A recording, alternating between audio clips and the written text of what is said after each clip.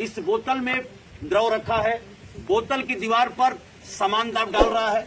अब ये आप कैसे समझोगे? तो इसके लिए हमने क्या किया है कि यहां से 9 सेंटीमीटर पर एक लाइन खींच दिया और 4 छिद्र कर दिया समान ऊंचाई पर। अगर वास्तव में द्रव दीवार पर चारों तरफ समान दाब डाल रहा है तो इन छिद्रों में से निकलने वाले पानी का फोर्स जो है समान दूरी पर गिरना चाहिए। बिल्कुल सही है ना? अगर समान दूरी पे गिरेगा तो ये बात अच्छी तरह हम सभी समझ जाएंगे कि द्रव जिस बर्तन में रखा जाता है उसकी दीवारों पर चारों दिशाओं में समान दाब डालता है, लेकिन समान ऊंचाई पर। देखिए, आओ 2-3 बच्चे, एक तुम इधर से खींचो, ये एक खींच देना, एक दो उधर से खींचो, ये प्रकार खींच देना। चलो आप प्रकार खींचो, चलो खींचो, खींचिए, खींचो तुम।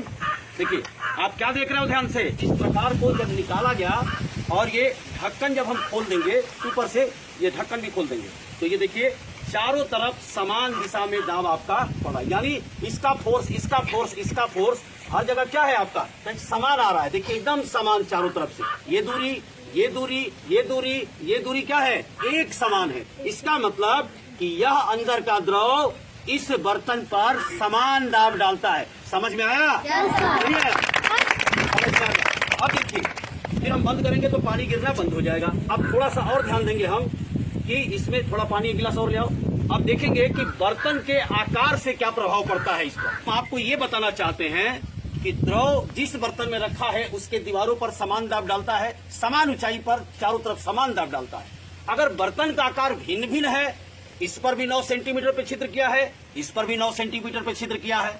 अब क्या देखते हैं कि क्या इसका प्रवाह जितनी दूरी है क्या उसका भी उतना ही है। तो इस चारों को पहले ढक्कन खोल दो और उधर से तीनों को खोल दीजिए, तीनों को। चलिए खोलिए, उठाइए, हाथ में उठा लो।